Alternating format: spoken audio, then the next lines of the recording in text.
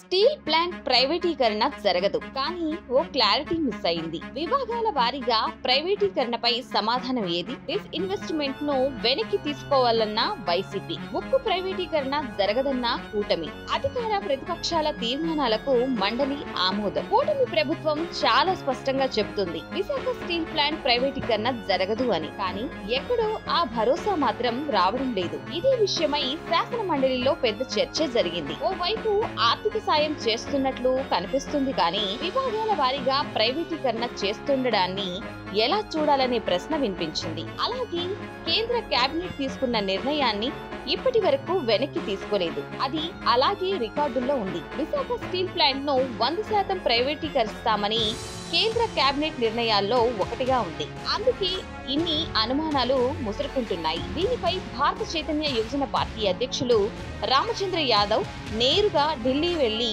BJP పెద్దలను కలిశారు. కేంద్ర ఉక్కు శాఖ మంత్రి కుమారస్వామితో ప్రత్యేకంగా భేటీ అయి స్టీల్ ప్లాంట్ లో జరుగుతున్న పరిణామాలను వివరించారు. ప్రైవేటీకరణ జరగకుండా ఆపాలని వినతి పత్రం అందించారు. కార్మికుల ఆవేదన, ఆంధ్రుల సెంటిమెంట్ ను గట్టిగానే చెప్పొచ్చారు. ఇప్పుడు అదే విషయమై మండలిలో చర్చ జరిగింది. అయితే ప్రైవేటీకరణ అనుమానాలపై నేరుగా సమాధానం రాలేదు. మంత్రి లోకేష్ మాత్రం 100కు 100% ప్రైవేటీకరణ జరగదని హామీ ఇచ్చారు. అంతేకాదు స్టీల్ ప్లాంట్ కు కేంద్రం 11,000 కోట్ల సాయం చేసినందుకు ప్రధాని మోదీకి మంత్రులు నిర్మలా సీతారామన్, కుమారస్వామికి అభినందనలు తెలుపుతూ నారా లోకేష్ తీర్మానం ప్రవేశపెట్టారు. అయితే వైసీపీ కూడా పోటీగా మరో తీర్మానం ప్రవేశపెట్టింది. విశాఖ ఉక్కును పరిరక్షించాలని, పెట్టుబడుల ఉపసంహరణ నిర్ణయాన్ని వెనక్కి తీసుకోవాలని డిమాండ్ చేశారు. ఈ రెండు తీర్మానాలకు సభ ఆమోదం తెలిపింది. ఇక్కడే ఓ క్లారిటీ రాలేదు. ముజువాణి ఓటుతో